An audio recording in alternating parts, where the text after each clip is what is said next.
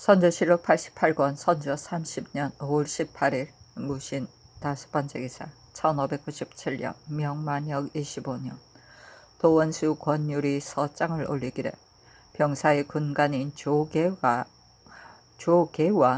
전사인 정승헌 등이 죽도와 부산 등의 적진에 들어갔다가 이달 7일에 돌아 말한 중에 죽도의 길을 따라 부산에 들어가 적진의 형세를 살펴보았더니 성곽은 두세 겹을 둘러쳐 완전하게 쌓았고 성을 수비하는 장비들은 전부 다 배가 되었으나 외적의 수는 불과 6, 7천 명이었다.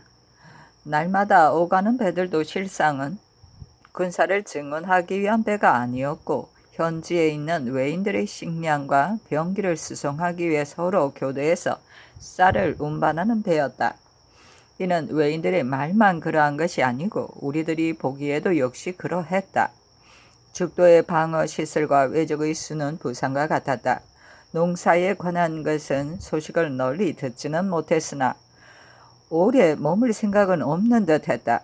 이달 4일에 시만이라는 이름의 외장이 30여 척의 배를 거느리고 곧바로 부산 앞바다에 도착하여 바람을 기다리다가 5일에 가덕도로 갔다. 무슨 배냐고 물었더니 외인과 외적에게 붙은 사람들이 답하기를 가덕도의 군대가 고단해서 군병을 증원하는 것이다고 하기도 하고 혹은 서로 교대시키기 위한 배이다 라고 하기도 하여 자세한 내용은 모르겠으나 그 수는 많지 않았다. 또 5일 석양 무렵 300여 명에 이르는 청정의 군대가 두 패를 지어 부산을 지나 곧바로 안골포로 향했다.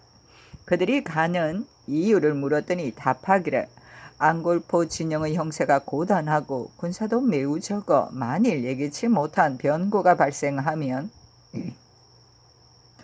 형편상 반드시 패전하게 되어 있다. 그러므로 안골포의 외장이 본시 청정의 부하였기 때문에 이로써 군대를 증원하려는 것뿐이지 별다른 뜻은 없다고 했다.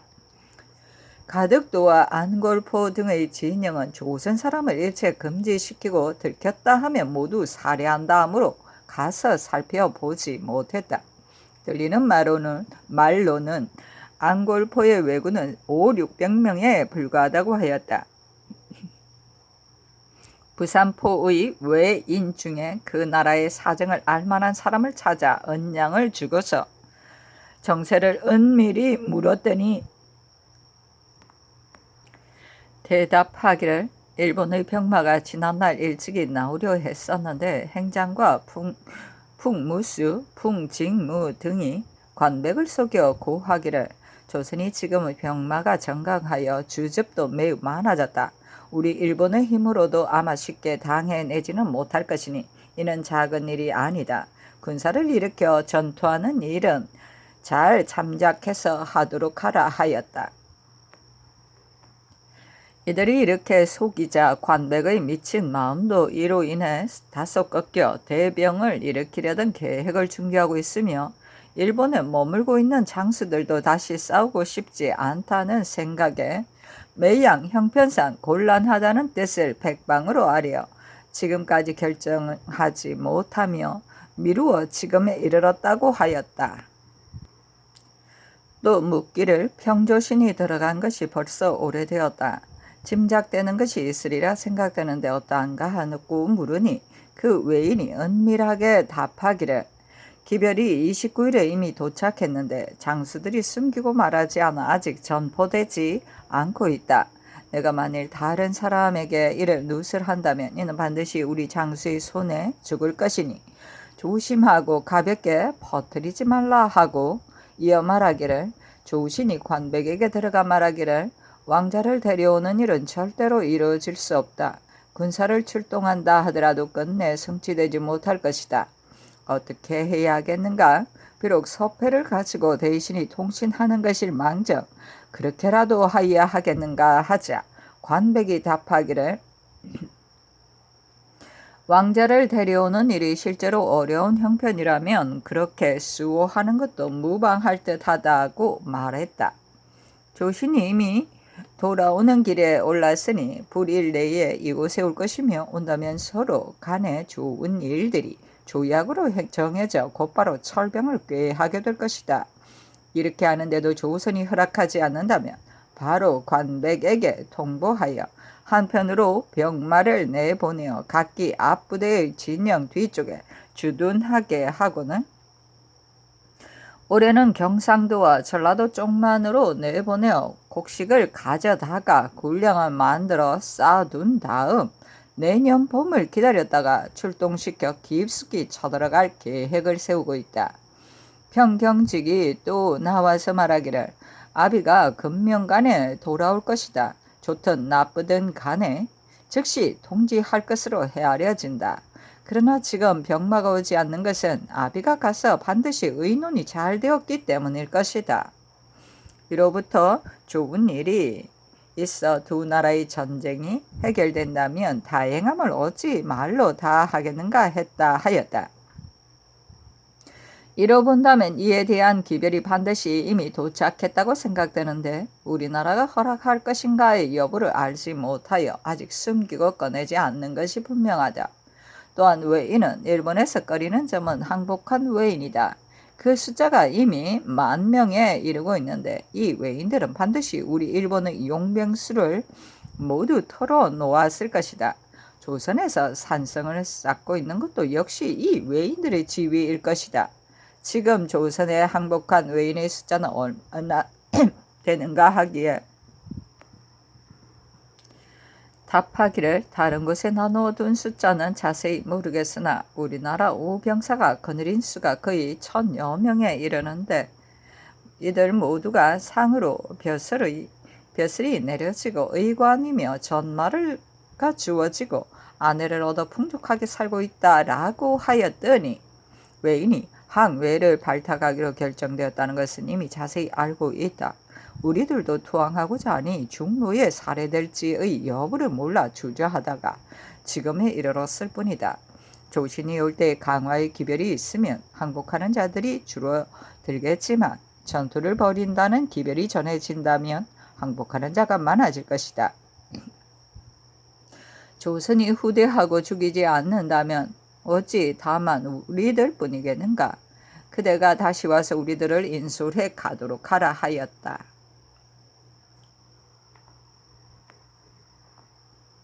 죽도에서는 어떤 늙은 외인이 귀에다 대고 말하기를 외장들은 매양 조선이 청야 작전을 서서 산성으로 들어가고 곡식들을 다른 곳에 옮겨 저장하는 것이 걱정이다. 물길에서 가까운 지역의 산성이라면 10년의 오랜 세월이 걸리더라도 식량 운반이 편리하고 군량을 계속할 수 있으니 기어이 함락시킬 수 있겠지만 만일 아주 궁벽한 지역에서 성곽을 튼튼하게 마련하고 식량을 쌓아두고 청야 작전으로 막아낸다면 들에는 노략질을 할 것이 없고 뒤로는 계속되는 군량이 없게 되어 격파하기 어려울 것이다. 이렇게 되면 우리들로서는 큰 걱정거리이다 하며 이를 늘 논의하고 있다. 조선에서 이런 기밀을 알아차리고 조처를 취한다면 한 번도 실수하는 일이 없을 것이다. 이 뜻을 그대 장수에게 알려 간활한 기술책에 넘어가지 않게 하는 것이 어떻겠는가 하였다. 일본배 1,500척이 남만으로 도망해 들어간다는 일도 은근히 물었으나 모두 다 모른다고 말했다. 단지 말하기를 남만은 바닷길이 서로 멀리 떨어져 있어 바람결이 좋으면 27일 만에 강 안에 도착할 수 있으나 바람결이 좋지 못하면 3, 4개월이 걸려도 강 안에 접근하지 못하여 파손되는 경우가 빈번하다. 이처럼 험한 백길로 어찌 도망쳐갈 수가 있겠는가. 이는 반드시 잘못 전해진 소문일 것이다 하였다라고 말해왔습니다. 그가 보고 들은 바를 모두 다 말할 필요는 없으나 청정의 군대가 안골포로 옮겨왔다는 말은 반드시 전날 오가며 상의하여 어떤 일이 있는 듯 합니다. 이로써 헤아려 본다면 불온간의 연변에서 보복이 일어날 이치가 없지 않으니 매우 염려스럽습니다. 좌도에 머물러 주둔하고 있는 서울의 장병들을 어느 만큼 이송하여 변란에 대비하는 것이 옳을 것 같이 생각되기도 하기에 첩을 올립니다 하였는데 비변사에 개하하였다. 회하게 하기를 요시라가 한 말을 대강 보면 협박하기 위한 것인 듯하여 다 믿을 수가 없습니다. 그러나 적들이 요구했던 것이 이루어지지 않으면 기회를 텀타 도끼를 부릴 것은 필연적입니다. 그러므로 오늘의 계책은 적정의 사실 여부를 따질 것이 없이 전수의 계책을 조금도 늦추어서는 안 될 것입니다. 더구나 전라도는 저들이 침을 흘리며 반드시 침범할 지역입니다. 지금 양총병이 이미 남원에 진주하여 형세를 유리하게 만들었으니 서로 약속을 통지하고 여러 장수들을 거듭 단속하였다가 기회를 보아 일제히 일어나게 하여 좋은 기회를 잃는 일이 없게 해야 할 것입니다. 좌도의 군사를 이동시켜 우도의 방비에 충당하는 일은 좋은 계책이 아닌 듯합니다. 적들이 나올 방향을 지금으로선 아직 모르며 좌도의 군사도 충분하지 못합니다. 갑자기 이러한 기별을 듣고 이쪽 군사를 저쪽으로 옮기게 하는 것은 흉적들에게 허실을 엿보게 해 성동격서하게 만들 우려가 있습니다. 적진에서 투항해 오는 자가 있느냐 없느냐는 적들이 장차 움직일 것인가의 여부에 달려있다고 한 말은 형편으로 헤아려 볼 때 허망한 말이 아닌 듯합니다. 대체로 적과 마주 대하고 있을 때에 도망해오는 적을 불러들이는 것은 저들의 형세를 고단하게 하고 우리의 형세를 북돋우는 방법입니다. 설사 도망쳐 나온 뒤에 처치가 곤란하다 할지라도 지금은 중국 장수가 남원에 주둔하고 있으니 항복해 오는 대로 모두 중국 장수에게 보내어 재량대로 해결하게 하는 것이 좋을 것입니다. 이러한 세세한 일들을 10분 자세히 살펴 주의할 것을 채찰사에게 모두 행위하는 것이 어떻겠습니까? 하니 아랜대로 윤허하였다. 선조시로 88권 선조 30년 5월 18일 무신 6번째 기사 도원수 권율의 서장에 아래기를 경상 우병사 김응서의 치보에 정승헌이 비밀이 고하기를 부산에 있는 마다시란 외인이 청정의 진영을 도모할 것을 송충인과 전날 약속했었는데 이제 들으니 청정의 진영을 도모하기 위해 지금 그 진영에 돌아가 있으며 일이 성사되면 진영에서 나와 보고하겠다는 뜻을 그의 아우되는 외인이 말했다. 다른 외인도 말하기를 나는 화공을 하는 것뿐만이 아니라 청정을 죽이는 것도 어렵지 않다. 많은 상을 내리겠다면 마음을 다해 도모해 보겠다 하였다 했다 했습니다. 빈말이든 사실이든 간에 많은 상품을 주어 끝까지 그가 하는 일을 살펴보았으면 싶습니다 하였는데 비변사에 개하하였다. 선조시로 88권 선조 30년 5월 19일 기후 첫 번째 기사 장령 권경우가 피험하여 아뢰기를 신이 부실하게 서게 한 이로 사피할 때에 전의 규례를 모르고서 성교가 내린 즉시 다시 아뢰었으니 사체를 너무도 모르는 짓이었습니다. 그러고도 며칠이 지나도록 깨닫지 못했다가 이제서야 비로소 나와 아뢰니 혼미하여 살피지 못한 실수가 더욱 큽니다. 그대로 중한 자리에 눌러 있을 수 없으니 신의 벼슬을 파직하도록 명하소서 하니 사직하지 말라고 답하였다. 물러가 물론을 기다렸다.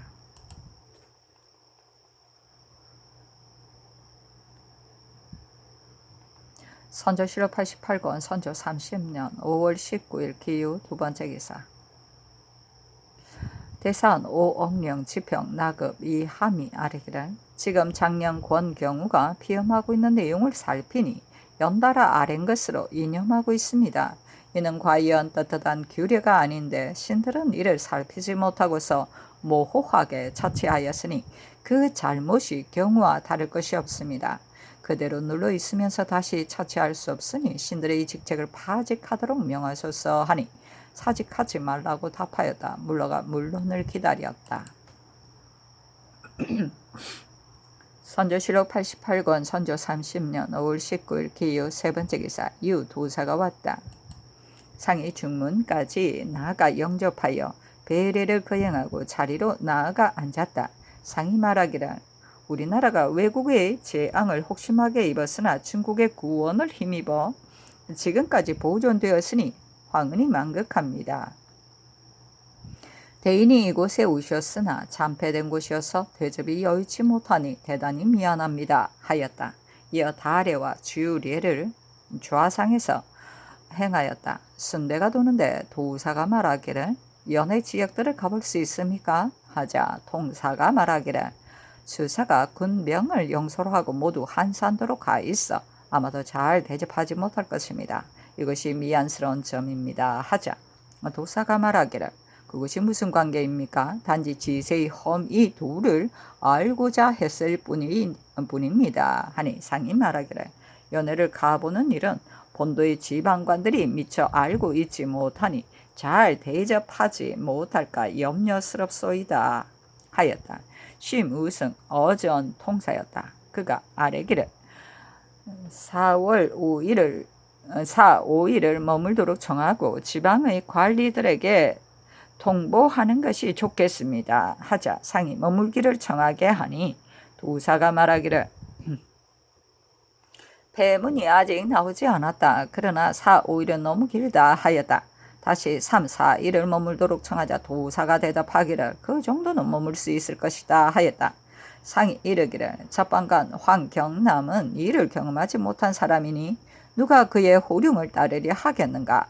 전도되는 일이 있을까 염려스럽다. 비변사에 말하여 문관으로 받고 임명하는 것이 어떻겠는가 하니 승지가 아뢰기를 굳이 비변사에 말할 것 없이 이조의 전교하심이 마땅할 것입니다 하였다. 상이 승지에게 명하여 예단을 올리도록 하자 도사는 사양하면서 배려를 행하고 물러갔다.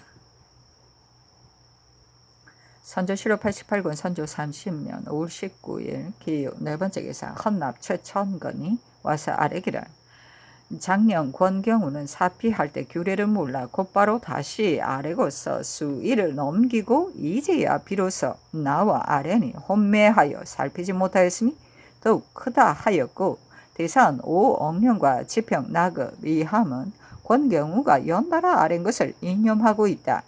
이는 과연 떳떳한 규례가 아닌데도 이를 살피지 못하고 처치하였으니 그대로 눌러 있을 수 없다 했으며 장령 송주는 권경우가 연달아 아랜 것을 인념하고 있다. 이는 떳떳한 규례가 아닌데도 당초 처치할 때 모호하여 살피지 못했으며 또 사사로운 일로 인하여 미처 동료들과 함께 나와 피험하지 못했으니 실수가 더욱 크다 하며 모두가 인념하고 물러갔습니다.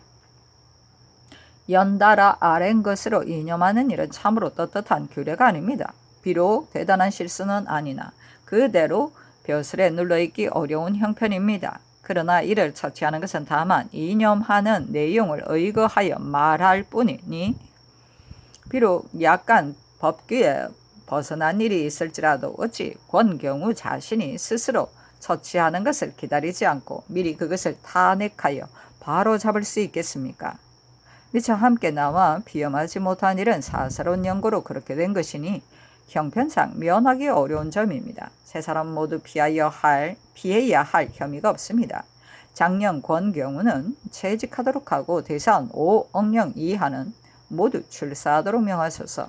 신천 군수 김호수는 인물이 경망스럽고 이 말을 함부로 하여 종잡을 수 없습니다. 전에 수령이 되었을 때도 또한 범람한 일이 많았으니 이러한 사람은 결코 백성을 다스리는 관리로 삼을 수 없습니다. 파직을 명하소서. 지난날 성공 참봉 강선의 차임을 바꾸는 공사는 도 제조에게 품하지 않고 곧바로 먼저 입계하였으니 극히 놀라운 일입니다. 해당 관원을 파직하도록 명하소서 하니 답하기를 아랜대로 하라. 김호수는 채차하라 하였다. 선조실록 88권 선조 30년 5월 19일 기유 다섯 번째 기사 지평 나급과 장령 권경우를 채직하도록 한 일이다. 나머지는 위와 같다. 헌납 최천건이 와서 전에 아랜 황정우의 일을 아뢰고 나급이 와서 전에 아랜 승문원의 차지 제조와 제술관을 파직할 것을 아뢰니 양사에 답하기를 황정욱은 훈구의 신하이며 왕자를 위한 일 때문이었다. 어찌 잊었던 일을 논박해야 되겠는가.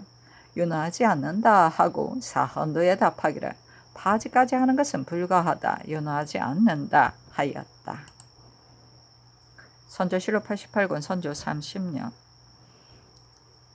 5월 19일 기육 6번째 기사. 한증겸을 사헌부 지비로 이상신을 사헌부 장령으로 삼았다. 선조실록 88권 선조 30년 5월 19일 기육 7번째 기사. 접번사 황신의 서장에 신이 책사를 보고 유지한 말씀들을 자세히 책사에게 고하였더니 책사가 답하기를 내가 부산에 있을 때 일찍이 행장과 정성 등을 속여 말하기를 들으니 조선에서 많은 병마를 모아 너희 진영을 공격하려고 한다 하는데 너희 진영은 크게 단약하니 급히 안골포, 가덕도, 죽도 등지에 있는 진영의 병사를 이곳으로 집결시켜 함께 막아야만 소람이 없을 것이다 라고 하자 정성은 우리 군사가 비록 단약하나 스스로 지탱해야만 한다. 어찌 태합의 명령을 기다리지 않고 마음대로 다른 진영으로 옮길 수 있겠는가? 이는 결코 할 수 없는 일이다 라고 했었다. 이제 비록 그들에게 말한다 해도 반드시 수긍하고 따를 리가 없으며 또 정성이 오래지 않아 돌아올 것이다. 만일 말이 좋게 나오면 나도 좋게 처결하겠지만 만일 말이 나쁘게 나오면 형 노야와 양 노야가 반드시 별다른 조치를 할 것이다. 비단 가덕도 한 곳뿐만이 아닐 것이다. 형 노야가 지금 공문을 보내어 적의 정세를 물어왔기에 내가 현재 구처하고 있는 중이다. 지금으로서는 저들에게 불필요한 말을 할 것이 없다 했습니다. 군문 형헌의 첩지 2통을 등서에 올립니다. 하였는데 비변사에 개하하였다. 선조실록 88권 선조 30년 5월 20일 경술 첫번째 기사 신시에 상이 남별궁에 행행하여 총병 양원을 접견하였다. 상이 말하기를 우리나라가 잔파되어 잘 지공하지 못해서 중국 군대로 하여금 막심한 고생을 하게 하니 늘 미안한 생각입니다. 이제 대인의 말씀을 듣고 보니 더욱 부끄럽고 죄송합니다. 하자 양원이 말하기를 군문과 순무 아문에서 이자하여 지방을 소란스럽게 하는 것을 금지하고 있습니다. 손군무는 한때 벼슬하는 사람이지만 나는 200년 동안 이 품의 관직을 습봉받아 온 집안의 12대입니다. 그런데 도리어 감독하려 들다니 내가 어찌 몇 대의 쌀이나 콩을 받기 위하여 여기에 왔겠습니까? 장군이 밖에 있으면 군주의 명령도 따르지 않을 때가 있는 것입니다. 어찌 이렇게 할 수 있겠습니까? 하니 상이 말하기를 말씀이 매우 지당합니다. 대인은 호령이 엄명하여 1호라도 소란을 피우거나 폐를 끼치는 일이 없으니 우리나라 사람들은 감격해 마지 않습니다. 하였다. 양원이 말하기를 우리의 병마 중에 비록 허비를 꾸며 군량을 받는 자가 있으나 많아야 80에서 90명에 불과합니다. 만일 경락이 도착할 것 같으면 거느린 사람 매우 많으니 비용도 적지 않을 것입니다. 나는 성품이 본래 공손하지 못합니다. 지난번 손군문에게 파직을 당한 것도 이 때문이었습니다. 나의 처신을 손군문과 양경리가 모두 그대로 내버려 두지 않습니다. 귀국에서도 하늘로부터 받은 이치와 마음이 있으니 어찌 모르시겠습니까? 하자 상이 말하기를 지당한 말씀입니다. 대인께서는 전부터 이곳에 왔으니 우리나라 사람들이 누구인들 모르겠습니까? 하였다. 상이 다례를 행할 것을 청하여 자리에 내려 업을 하고 자리로 되돌아와 앉아 차를 마셨다. 또 행주하기를 청하고 상이 배석으로 내려가 잔을 잡아 술을 권했는데 이렇게 하기를 2차례 하였으며 양원도 또 잔을 잡아 상께 술을 권하였다. 상이 마침내 자리로 되돌아와 앉았다. 잔치상이 나오자 양원이 말하기를 잔패한 지방에서 여러 차례 술자리를 대접받고 또 전날에는 술과 쇠고기도 군사들을 호게하여 주시니 미안합니다 하자 상이 말하기를 대인이 우리나라를 2차례나 찾아주시니 언덕이 만극합니다. 그러나 우리나라가 잠패되어 모든 일이 뜻대로 되지 않으니 미안한 마음을 이기지 못하겠습니다 하였다. 양원이 말하기를 제가 내일 떠나고자 합니다. 저곳으로 간 뒤에 만일 적의 수급을 얻으면 이곳으로 보낼 것이니 잘 살펴보고 병부로 보내주면 공정한 도리일 듯합니다 하자 상이 말하기를 중국 군사가 얻은 수급을 어찌 우리나라가 감히 살펴볼 수 있겠습니까? 매우 황송한 일입니다 하니 양원이 말하기를 창졸간에 얻은 약간의 수급들은 관계가 없을 것입니다. 만일 수급을 많이 얻고 일이 이자하지 않으면 부패할 염려가 있습니다. 또 저런 거짓으로 참수하는 말들은 일정한 말들이 아닙니다 하였다.